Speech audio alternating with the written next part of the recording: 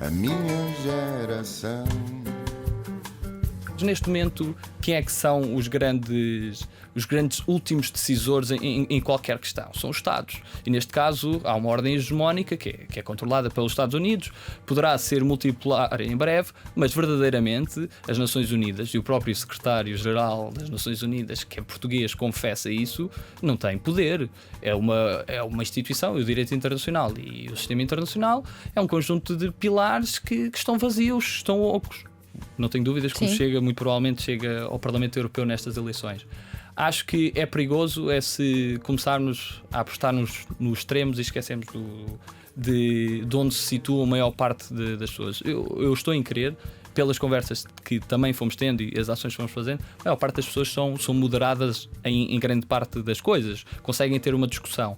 Mas se entramos nesta lógica tribalista e que os partidos beneficiam para dividir e conquistar eleitorado, é bastante perigoso numa sociedade. E nós verdadeiramente esquecemos que as democracias servem para servir a comunidade e mais do que interesses de algumas fações. Eu acho que a diáspora é uma grande lição para nós, uma grande lição de pessoas que estão longe de Portugal e se sentem em Portugal. Tive a oportunidade de fazer essa pergunta ao primeiro-ministro do Luxemburgo e ele reconheceu essa importância de Portugal, dos portugueses no Luxemburgo terem contribuído para o desenvolvimento desse país e da forma com que mesmo assim eles continuam a sentir. O que vamos fazer? Este país também é para novos e é por isso que recebemos em estúdio um jovem com bicho carpinteiro. Nasceu em 97, em Setúbal, viveu quase sempre no Pinhal Novo, mas 4 anos da infância foram passados na Ilha Terceira, nos Açores. Ainda se lembra da Cimeira das Lajes, apesar de só mais tarde ter percebido as consequências dessa reunião com Bush, Blair, Aznar e Durão Barroso.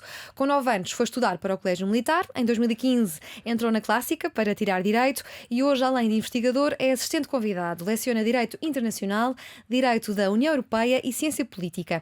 Não tem ligações partidárias, não vem de uma família ligada à política, mas desde cedo se interessou. Em 2020 cria o projeto Os 230, pelo qual é mais conhecido, para dar a conhecer os 230 deputados da Assembleia da República com o objetivo de promover a literacia política fundamental em democracia. Um projeto que cresceu e contribuiu para que em 2021 fosse distinguido com o Prémio Cidadania Jovem. Poucos dias depois da invasão russa à Ucrânia, decidiu partir para a fronteira ucraniana, onde ficou 45 dias como voluntário da Cruz Vermelha. Francisco Araújo, muito bem-vindo. Obrigado. O que é que esteve na origem desta tua decisão? Qual delas? Esta tua decisão de ir para a fronteira ucraniana. Isto coragem ou loucura? Não sei, se calhar um pouco dos dois. Em primeiro lugar, obrigado pelo convite e parabéns pelo programa que acompanho. Foi... Se calhar 3 dias depois eu tive um jantar com um amigo meu e estávamos a debater e revoltávamos um pouco a injustiça da situação. Tinha alguns amigos ucranianos, mas sobretudo, se calhar para uma pessoa que também da área de Direito Internacional, era o desalento de ver que, ok, existe Direito Internacional, mas se calhar depois na prática há questões que não conseguimos evitar. E se calhar a melhor forma de podermos contribuir era ir lá e tentar ajudar. Então combinámos sair depois de 2 dias, arranjámos uma carrinha, fizemos angariações através das redes sociais e metemos à estrada e fomos para a fronteira. Depois o meu amigo era suposto voltar e eu também, se calhar voltava, mas depois disso eu fico e nesses lugares seriam para ele trazer refugiados e acabei por ficar 45 dias lá.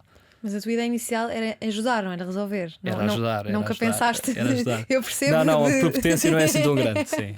E conseguiste? É dar um contributo. Senti que sim. Toda a ajuda era necessária? Sim, sem dúvida. Há muito aquela lógica de, ok, as pessoas estão lá, dão conta do recado. E houve muita gente que me disse isso, mas não, de todo não. A maior parte das pessoas que estavam lá era a primeira vez que estavam a lidar com uma situação do género, mesmo voluntários.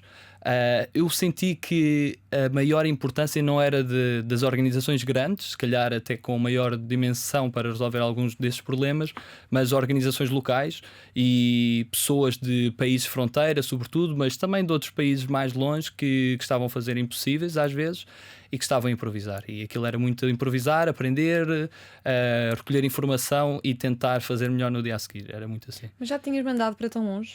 Não. É que não só foi para longe não. sem ser lazer, não é? Como foi longe para um espaço pouco aprazível à partida. Havia essa estranheza que sentia de, ok, em que é que eu posso ser útil? E havia por outro lado a preocupação, tanto da minha família, de ok, se calhar é melhor voltares, mas o desejo também de continuar, mas depois ao mesmo tempo perceber que estas coisas são viciantes e nós não podemos perder o foco da missão que temos ali, porque Viciantes como? viciantes no sentido de nós o que estamos lá a fazer fazemos com os recursos de outras pessoas, nomeadamente quando, por exemplo, uma pessoa trabalha na Cruz Vermelha e está a dar alimentos, ou está a dar, por exemplo, como demos, através também de outras organizações, hospitais, com doações de Portugal. Aquilo não fui eu que construí, aquilo não foi pago com o meu dinheiro, mas o obrigado, quem está a receber, sou eu. Ou seja, aquele sentimento que eu vou ter de ok, isto é bom, eu sinto-me uma pessoa muito boa, sou um ser humano fantástico, isso é viciante e é muito fácil perdermos o foco nisso. É muito fácil agarrarmos uma história e ficarmos presos. Mas quando percebemos a dimensão da missão que temos, eu acho que todos os dias tentamos relembrar desse foco. Então, basicamente, as pessoas como eu ficaram agarradas às redes sociais e ao Twitter a ver a guerra a começar em direto e tu mandaste para lá. Quando chegaste cá, como é que vês a guerra a esta distância? Foi estranho. Mesmo em termos de sonhos, foi difícil voltar a habituar. Porque é um sentimento de impotência muito grande. Até foi estranho porque lá não havia Covid. Aqui voltar a estas regras, isso tudo foi uma adaptação difícil. Mas tive um período que tentei afastar um pouco, mas ao mesmo tempo continuava em contato com as pessoas lá e mexia, ainda mexe e sei que vou acabar por voltar um dia. Porque o efeito das notícias da guerra eram similares com o efeito das notícias de Covid. Nós estarmos constantemente ligados à informação, quando a informação é penosa, tem efeitos na nossa saúde mental. Eu acho que o Covid também deu alguma preparação nisso, no outro projeto que tive, porque também Cama foi Solidária? esse sentimento na Cama Solidária. Foi o sentimento de poder dar algum contributo. Nas duas situações, se eu fosse médico, se fosse um profissional de saúde, o meu contributo era muito maior. Mas perante as minhas limitações, tentar com aquilo que aprendi ao longo da vida, dar algum contributo. E sim, se calhar, noutra situação que eu queira ajudar, agora estou mais preparado por ter essa Tu experiência. já tinhas experiência de voluntariado, como acabaste de dizer. Onde é que vem essa vontade de fazer voluntariado? Eu acho que vem muito da lógica de a minha felicidade prende-se também com olhar à volta a minha comunidade. E como falamos nestas questões, por isso é que elas também são viciantes, nós também sentimos bem a fazê-lo e sempre me senti bem a fazer estas coisas. Então foi algo que desde cedo percebi que era o que eu queria fazer, que ia orientar um pouco a minha vida, que iria também definir um pouco das minhas escolhas ao longo do meu percurso, porque era algo que sentia que gostava e que tinha capacidade para acrescentar valor, de uma forma pragmática e não tão romântica. Sim, tu recentemente estiveste 40 dias no continente asiático a visitar 13 países e querias tu conhecer o verdadeiro centro do mundo. Não vivemos nós no centro do mundo. Não vivemos. Eu ainda agora, numa aula que estava a dar, estava a dizer isto aos meus alunos.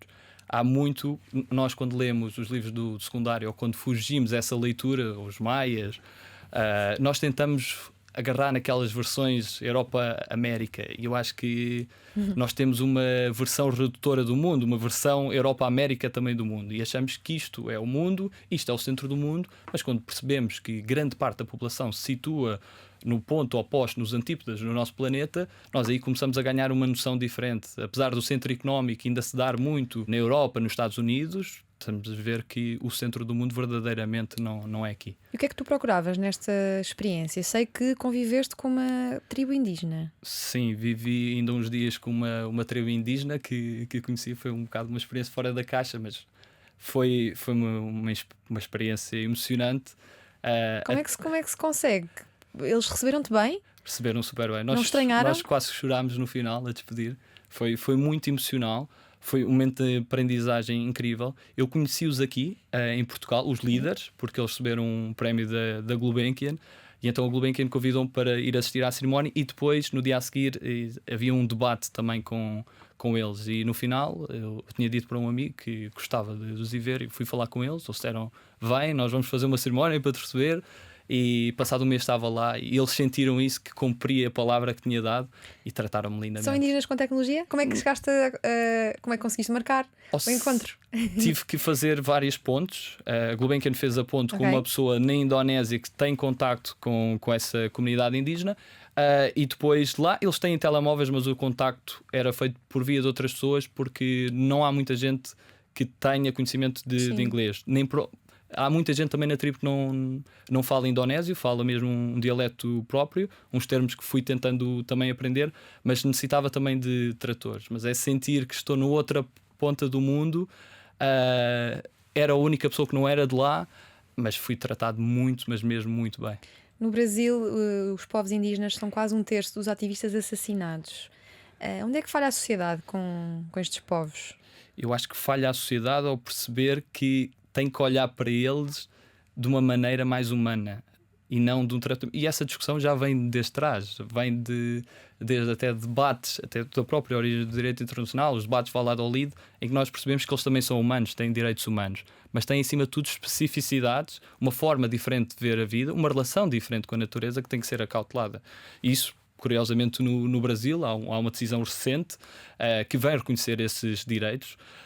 A nível internacional há muitos instrumentos que tenta proteger as comunidades indígenas, a sua cultura, o seu direito de exploração dos recursos, e temos que compreender essa realidade e se calhar aprender com ela, e se calhar aprender também a forma como eles olham o mundo. Eu nas conversas fui tendo um pouco com o líder da tribo, neste caso, fizeram-me um pouco reimaginar o mundo e a nossa relação com a natureza. Eu fui tentar, nos últimos anos, perceber a forma, se calhar, excessivamente antropocêntrica que nós temos. E a lógica deles é outra. A lógica deles é que são filhos da natureza, em que eles fazem parte da natureza e não controlam a natureza.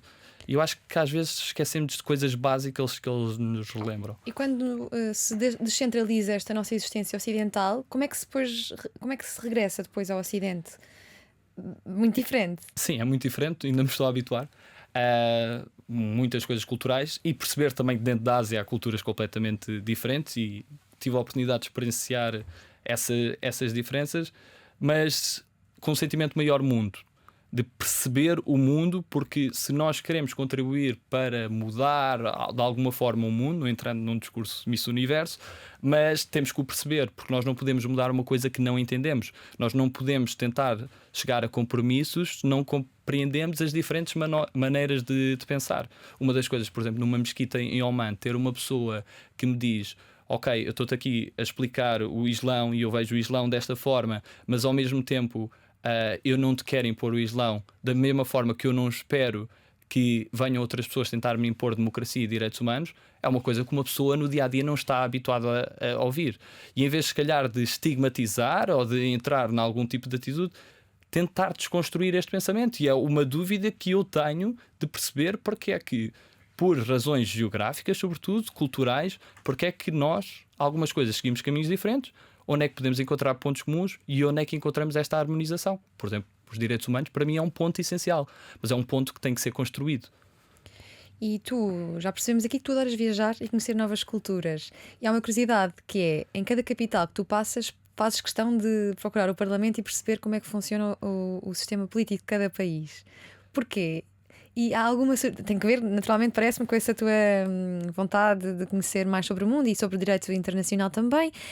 Mas há alguma surpresa nestes teus encontros com novos sistemas políticos? Eu acho que há duas paragens obrigatórias sempre que eu vou a um país, que é uma para comprar um ímã, ganhei esse vício, não sei porquê, para meter no frigorífico, e outra, chegar ao Parlamento. A Parlamentos foi um desafio, mas de perceber que há uma ideia um pouco de preconceito, e eu próprio o assumo, de às vezes julgarmos que um país não é democrático, depois chegamos lá e percebemos, ok, isto tem todos os indicadores de uma democracia. E outros países, Indonésia, por exemplo, Índia, de outra forma, mas sim. Mas, por exemplo, o Vietnã não tinha a noção que ainda continuava tão fechado, sobretudo em termos de sistema partidário. Eu estava a pensar que era na Europa que tu ias ao Parlamento. Não. Ok, nunca ouvi ninguém que conheço que foi à Indonésia à procura do Parlamento. E foi difícil, tive que arranjar um rapaz a conduzir a moto, andámos a dar as voltas. Depois eu tento entrar no Parlamento, mas normalmente dizem que não. Então tento encontrar o melhor enquadramento para conseguir ver se alguém sai? Não, para fazer o vídeo que depois nós partilhamos também nos 230 para passar esse conhecimento, mostrar o que é cada Parlamento. Sim, e estes teus voos todos começam nos Açores. Sim. Começa. Nasci em Setúbal, mas Mas depois, vivias numa base aérea. sim, Como é que se vive numa base aérea? a base aérea número 4 das Lajes. Foi uma experiência incrível. Eu sinto que. Eu acho que não tenho o direito de dizer que sou açoriano, porque só vivi lá 4 anos, mas sinto-me em parte. Sinto-me em parte porque são os anos que nos marcam muito. Sim. E sinto que isto marcou também a minha personalidade. E há esse contacto com a natureza. Há o contacto com a natureza e há, sobretudo, o relativizar do nosso tamanho. Nós, quando olhamos para o Oceano Atlântico, e temos o Oceano Atlântico por todos os lados, neste caso numa ilha, nós percebemos que perante a natureza somos pequenos. E depois é a genuinidade das pessoas que me fez também interessar por responsabilidades também que me fizessem ter contacto com as pessoas. As pessoas nos Açores veem a vida de maneira diferente. Há algum preconceito no continente. Acho que em muitas coisas, a nível cultural, os Açores está mais avançado e aposta na cultura. E por outro lado, nos Açores há um sentimento de união, há um sentimento também de pertença a Portugal, mas de união também entre as pessoas, de entreajuda. E há outra coisa que é importante, que não há sempre esta pressa de estar de um lado para o outro. Havia uma história que eu conto sempre que esta imagem ainda me fica marcada, que quando, por exemplo, uma vaca atravessava na estrada, as pessoas esperam, as pessoas não entram em stress, não começam a apitar. Como na Índia. Sim, na Índia, e são mesmo sagradas. Sim. E é um choque porque é nas estradas, é pelas vielas e tudo isso. Mas ali nos Açores há aquela coisa: se alguém apitar, uma pessoa sabe, ok, é do continente. É diferente. Sim, mas eu também estive recentemente nas Flores e no Corvo e eu li um livro do Raul Brandão, que falava, do Ilhas Desconhecidas, em que ele dizia que o Corvo é mesmo o homem e o boi a conviver. E eu fui ao Caldeirão, passei lá umas 6 horas e é mesmo, era eu e as vacas e os bois, nada mais. E o sentimento de estar isolado, mas ao mesmo tempo ter aquilo que precisamos lá é incrível. Eu tive a sorte de conseguir visitar todas. E ver essas diferenças mesmo dentro do próprio arquipélago, porque o Corvo não tem o que as Flores têm, e muito menos o que São Miguel tem, ou a Terceira também, que já tem algum desenvolvimento. Isso é diferente, mas é bonito de se ver. E vê-se melhor a ilha quando se sai da ilha ou quando lá estavas já davas valor àquilo tudo que tinhas à vista? Eu, se calhar, ganhei mais essa noção. Eu percebi que ia perder parte de mim quando saí de lá. Também, eu agora parece que choro sempre quando vou embora dos sítios. Não, mas também os Açores são mesmo inebriantes, não é? E eu sabia que a minha vida ia mudar. Eu tive a sorte de não vir para uma cidade grande. Eu vivo no Pinhal Novo, por isso, Sim. ou seja, uma vila. Vim depois para o Colégio Militar, em que também tinha essa liberdade de poder andar pelos sítios, poder andar pela rua, de brincar. Mas aquilo nos Açores era diferente. Era a descontração, era saber que estamos num local seguro, que os pais desde miúdos, os miúdos fazem a vida por si, só voltam para jantar, e era ver as coisas a acontecer, também ao mesmo tempo de ver outra cultura. Por exemplo, viver com americanos na base, ir ao supermercado dos americanos, ver aquele contraste de extravagância também que eles têm. Foi giro. E quando se está nos Açores percebe-se que eles são muito virados para a América. Sim. E em tempos até foram mais virados para a América do que para Portugal. Sim. Porquê? Que é assim, esta Eu ligação acho tão umbilical com a América. Era a preocupação de encontrar alguns cursos que às vezes não sentiam que não dava para encontrar, oportunidades de emprego. E eu acho que os Açores sempre foi muito mais esquecido. E mesmo em termos políticos, os Açores nunca fez uma pressão regional tão grande como a Madeira faz. A Madeira teve sempre essa possibilidade de desenvolvimento maior, e a Madeira também é um arquipélago belíssimo, mas os Açores é um pouco diferente. E por um lado também é bom que assim o seja, porque está intacto em algumas vertentes, mas por outro lado às vezes há muito mais o esquecimento, porque esta ultra periferia é bastante maior. É o meio do nada nos Açores, mas ao mesmo tempo parece um centro do mundo, porque muita coisa passa ali, os maiores aviões passavam ali na altura e havia muito movimento, que agora já não há, por exemplo, na base, mas ao mesmo tempo era um sítio muito isolado. Isso também fez-me viajar pouco quando era mais novo. Eu hoje tenho essa oportunidade, na altura era difícil. E eu não sei se foi uma impressão minha, mas eu senti em alguns momentos nesta última viagem às Flores e ao Corvo que os açorianos por vezes se sentem esquecidos pelo governo no continente. O governo central, um pouco. Acho que sim, mas sabem que. Eu acho que. Eles dizem, nós somos açorianos, temos o nosso hino, mas não somos portugueses. Yeah. E muitas vezes não somos vistos como portugueses, como os outros portugueses. E foram Portugal quando Portugal não o era. Eu acho que há muito orgulho nisso. Naqueles 2 anos, sobretudo ali na Ilha da Terceira, depois das invasões filipinas. Acho que e o facto das revoluções liberais, também a Angra do Heroísmo, o papel que tem, eu acho que há uma história dos Açores, de Portugalidade, que orgulha a gente dos Açores. Na minha altura era também muito o Pauleta, porque era o Pauleta jogar na seleção e o queijo. Pelos montes. Mas eu acho que sente muito Portugal, sente-se os Açores, mas nunca se deixa de sentir Portugal ali. E eu acho que isso é bonito. E tu dizias-me que junto à tua casa 4 homens com poder tomaram uma decisão errada que influenciou a vida de milhões de pessoas. Sim. Como é que te lembras de ti neste acontecimento e tu, mais adulto, já com a percepção daquilo que aconteceu? Sim, as fotos que eu tenho desse dia sou eu com o meu pai ao lado do Air Force One, eu do tamanho da roda, eu bastante pequeno perante aquela máquina voadora enorme, mas eu não tenho nenhum trauma quanto ao que se passou ali, mas tenho um abre-olhos que percebi mais tarde. Foi um erro, sem dúvida nenhuma, o que Portugal fez, ter participado da forma que participou. Acho que fez uma figura não muito bonita.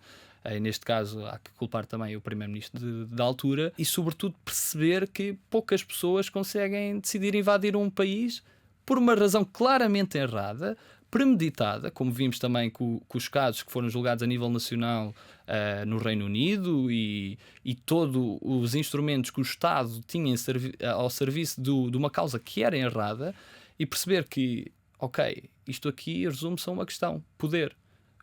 Como os homens utilizam o poder.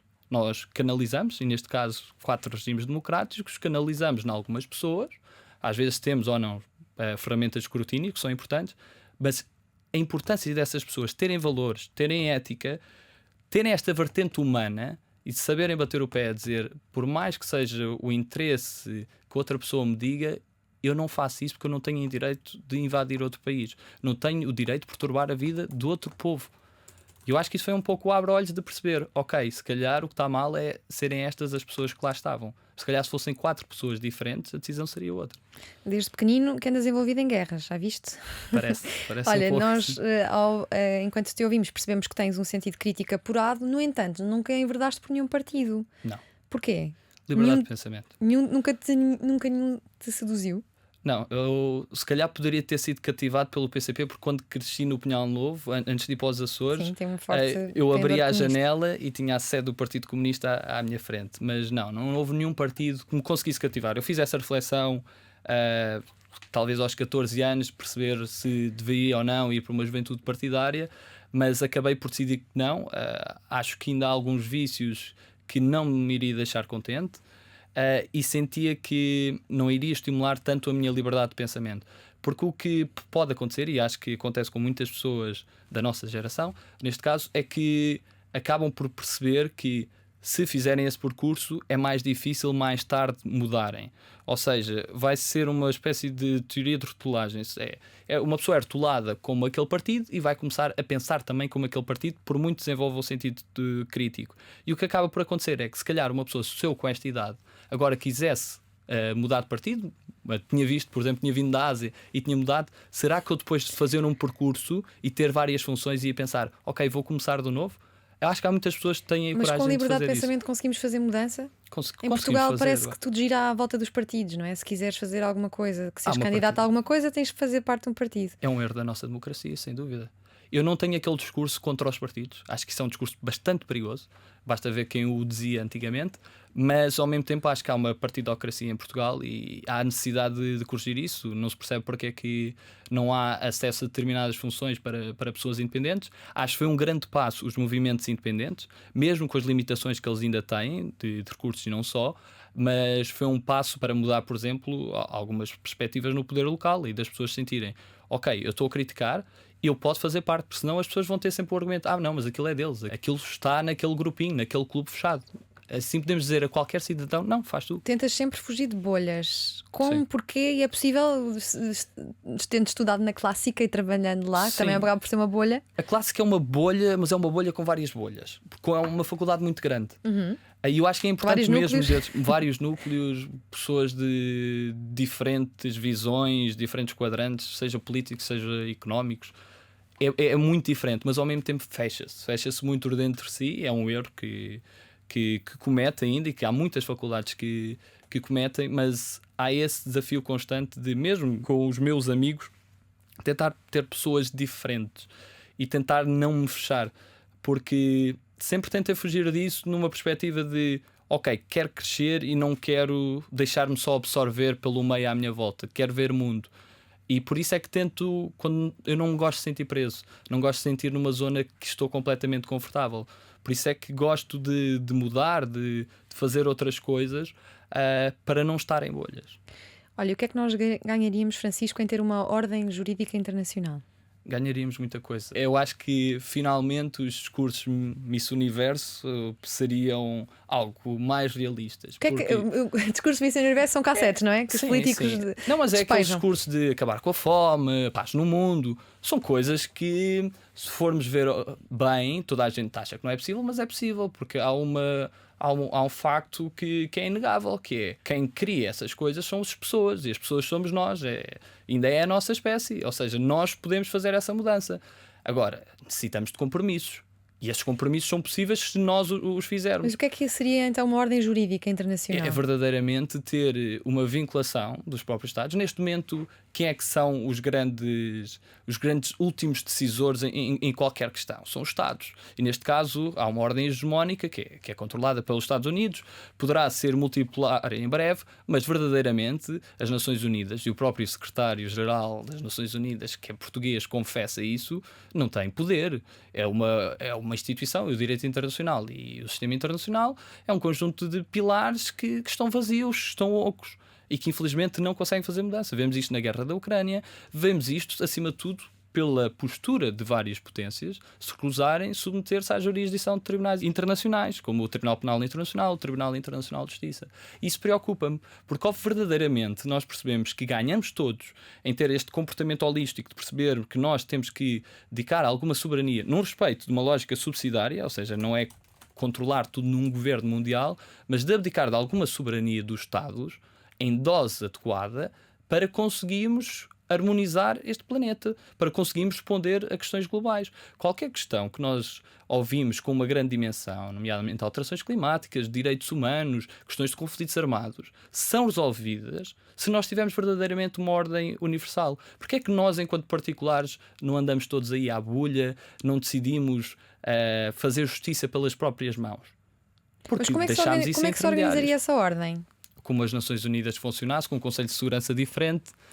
Há aqui muitas mudanças, há uma reforma que tem que ser tida. Quem é que tem poder hoje? Estados Unidos, a China, Os Rússia? Estados Unidos, a China a crescer, Rússia, a Índia vai ganhar muito poder nos próximos anos e está a consolidá-lo. Vi isso muito porque quando passei em Nova Delhi estava a ser o G20 e há essa grande preocupação, e é uma das bandeiras do Primeiro-Ministro Modi. Então são estes países que têm de ser convencidos Eu a acho criar que são uma ordem estes jurídica países- internacional? Ou seja, não é uma lógica só de realpolitik, de perceber, ok, o que é que isto dá para chegar ao compromisso, mas é perceber uma coisa: os países não querem que continue a ser uma ordem hegemónica. A própria Europa não o quer bem, mas prefere, por exemplo, os Estados Unidos a outras versões e outros regimes que possam vir daí. Mas a partir do momento que os Estados Unidos ganhar essa noção que vai ter que conviver com outras potências, que a forma de defender os valores que tanto proclama será também por aí, e as outras potências perceberem, ok, isto é uma forma também de diminuir o poder dos Estados Unidos, e aceitarem conferir a uma organização internacional como as Nações Unidas bem capacitada e, eu repito, com respeito pela subsidiariedade, ou seja, não é concentrar poder em coisas que podem ser tomadas noutro nível, aí conseguimos alcançar mudanças. Mas isso são compromissos, são cedências de várias partes. Se calhar nós verdadeiramente o que precisávamos é apostar mais em formas de reconhecimento dos países por níveis de desenvolvimento, dizer, ok, os países premiar o bom trabalho, ter uma competição saudável entre nações, e não tanto uma lógica polarizada que entra dentro das próprias sociedades. Vemos sociedades excessivamente polarizadas e entra no mundo. Um mundo que foi dividido em dois. que depois diz que se uniu, mas que se continua muito fragmentado. E Portugal é uma sociedade polarizada? É uma sociedade não tão polarizada, felizmente, como, por exemplo, um Brasil, uns Estados Unidos, mas que pode caminhar para lá. E isso é algo que me assusta. Pode polarizar-se ainda mais já nas eleições europeias, com um Chega a chegar ao Parlamento Europeu? Não creio que seja já. Ou seja, não tenho dúvidas que o Sim. Chega, muito provavelmente, chega ao Parlamento Europeu nestas eleições.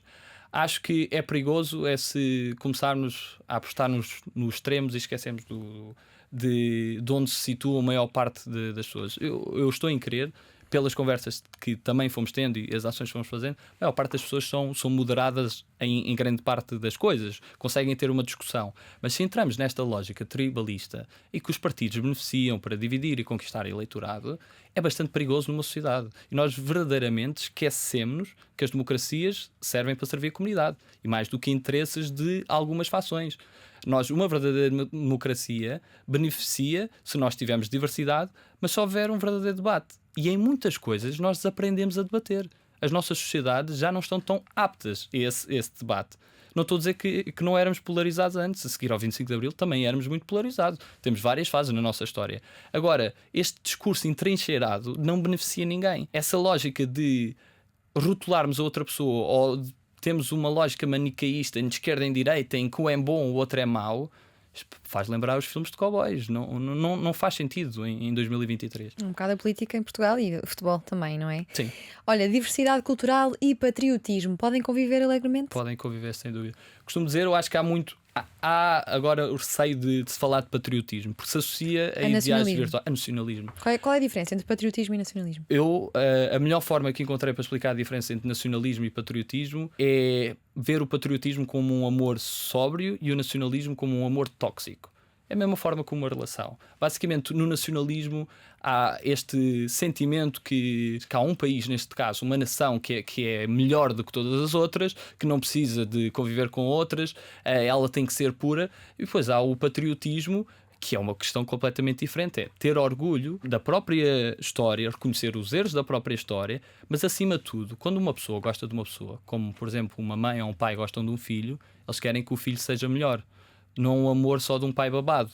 É amor de quem quer que, por exemplo, um país seja melhor e que tenha perspectivas de futuro. E que futuro, queira acolher outras nacionalidades. E que queira acolher. Porque, primeiro, eu acho que isto faz parte da história portuguesa, obviamente, ressalvando os períodos que tivemos bastante negros da nossa história e que devemos condenar. Mas a lógica de perceber que não está no sangue, mas está na alma, numa aprendizagem e que não é necessariamente exclusiva, ou seja, uma pessoa que queira ser portuguesa não tem que prescindir de outra cultura que tenha, pode perfeitamente, como nós temos o exemplo e bem da nossa diáspora, conviver com outras culturas e carregar dentro de si essa lógica também de diversidade cultural, mas preservar também essa cultura, essas tradições que são importantes e que por todo o lado do mundo, quando uma pessoa vai a outros locais, também gosta de ver, gosta de aprender. Eu acho que a riqueza também do ser humano é ser diferente.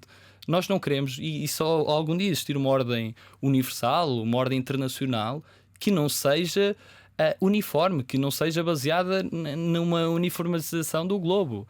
Há uma harmonização, mas há cautelar as diferenças. E sentes que o diálogo está feito em relação ao diálogo que deve ser feito com a nossa diáspora, com os países da CPLP, em relação à colonização, descolonização, num momento em que cada vez mais brasileiros escolhem o nosso país, que são quase 500 000? Sim. Achas que alguma fricção pode surgir de um passado mal resolvido, mal conversado? Eu acho que há aqui questões diferentes. Com a diáspora, eu acho que a diáspora é uma grande lição para nós, uma grande lição de pessoas que estão longe de Portugal e se sentem em Portugal. Tive a oportunidade de fazer essa pergunta ao primeiro-ministro do Luxemburgo e ele reconheceu essa importância de Portugal, dos portugueses no Luxemburgo terem contribuído para o desenvolvimento desse país e da forma com que mesmo assim eles continuam a sentir. Tive essa experiência, por exemplo, em Malaca, de sentir que eles, longe de Portugal, mesmo sem ter o cartão cidadão, sentem Portugal, têm orgulho de ser portugueses. Isso é bonito de se ver e perceber como é que eles mantêm as tradições e se querem ligar a Portugal. Mas, por outro lado, temos de perceber também a nossa relação na CPLP, que poderia ser muito mais do que é. Que parece mais um órgão daqueles que promete muito e depois não se percebe bem o que é que anda a fazer. Parece esvaziado de conteúdo muitas vezes. E perceber como é que nos relacionamos. Nós temos, felizmente, boas relações com os países lusófonos. apesar da história, e neste caso também de conflitos armados, falando de alguns desses países, nós conseguimos superar isso e ter boas relações. Agora, ao mesmo tempo, eu acho que tem que não se entrar no preconceito, no estigma que nos divide, mas agarrarmos verdadeiramente aquilo que temos de comum. Sim. Olha, tu dizes que em Portugal há um conformismo entranhado. São palavras tuas. Como é que se pode reverter? E que conformismo é este? Eu acho que é muito a lógica do treinador de bancada. É muito a lógica do problema não é meu e exige-se uma mudança de mentalidade. A partir do momento que as pessoas sentem algo como seu, tratam de forma diferente. Isso é inequívoco. E no dia que nós virmos a democracia como nossa, e nós costumávamos dizer não como um hobby de outros, mas como uma realidade de todos, nós podemos sim perceber, ok, eu tenho de me preocupar com isto. Isto não é um problema de outro. Isto não é uma floresta que eu vou só dizer que outra pessoa tem que limpar. Não, isto é algo que me pertence, em que eu faço parte, que eu tenho voz, em que eu devo estar mais informado para que a minha voz também possa ser um contributo maior, mas perceber que isto não é algo que posso delegar, mesmo sendo uma democracia indireta, que não é algo que deva delegar a outras pessoas simplesmente e sentir que é deles e que é propriedade de algum grupo. A prova de que um homem é maior do que os seus projetos é que chegámos ao fim desta entrevista, basicamente, e não falámos dos 230. 230 é um bom número para aumentar a literacia política em Portugal? Espero que sim, espero que estejamos a dar este contributo. Tentamos fazê-los nas escolas, tentamos fazer com diversas atividades, mas tentamos também fazer no Parlamento. Mas para quem não conhece, este projeto nasce de entrevistas aos 230 deputados. Aos 230 deputados. E depois como é que cresce? Depois cresce porque felizmente teve alguma tração e conseguimos ter vários voluntários. Neste momento somos 50 voluntários a trabalhar em diferentes projetos, como a democracia nas escolas. Vamos às escolas de 5 aos 17 anos falar sobre democracia, estimular o sentido crítico, não doutrinar. Percorremos o país, fizemos 18 dias, 18 distritos, numa campanha nacional. Então, mas já não é só as entrevistas aos 230? Não, é mais que isso. Neste momento somos uma associação, que é a Democracia 2.3. Queremos expandir para outros países. Já começámos em Moçambique também. O que é que fizeram lá em Moçambique? Começámos que é um país onde está tudo por fazer. E agora estamos a trabalhar a parte de instalação do projeto da democracia nas escolas. Vamos ver como é que corre e queremos expandir para outros países. E como é que tu te lembraste de fazer, de criar os 230?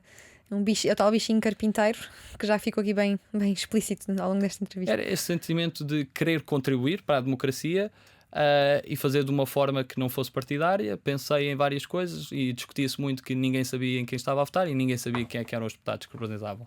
E isso é uma condicionante grande numa democracia indireta. Por isso, não os conhecia também. Quis conhecê-los e dá-los a conhecer. E como professor de jovens que chegam agora à universidade, vês esta próxima geração empenhada no que a cidadania ativa diz respeito? Vejo sem dúvida. Se calhar às vezes tentam perceber de que formas se poderão fazê-lo, mas vejo com muita vontade de fazer melhor. Foi presidente da Elsa Portugal e criador de uma Summer School sobre organizações internacionais que juntou em Lisboa 40 participantes de diferentes países com o alto patrocínio da Presidência da República. Faz parte da comunidade Lidera e esteve na COP26 em Glasgow. Em 2021 foi um dos coordenadores do projeto Cama Solidária, que deu apoio aos profissionais da linha da frente na fase mais intensa da pandemia. Adora viajar e conhecer novas culturas. Em cada capital que passa faz questão de procurar o Parlamento e aprender sobre o sistema político de cada país. Praticou várias modalidades, mas foi a esgrima que lhe conquistou o foco. Participou em campeonatos do mundo e da Europa e chegou mesmo a ser campeão nacional. Nós vamos continuar atentos a este irrequieto esgrimador e esperar pelas próximas aventuras do Francisco Araújo, que defende que quem cresceu com os cravos da Revolução tem o direito de não querer viver encravado. Não podíamos concordar mais e agradecemos ao Francisco pela companhia na última hora, na Antena 3 e na RTV3. Obrigado eu pelo convite. Obrigada. E parabéns. O que vamos fazer?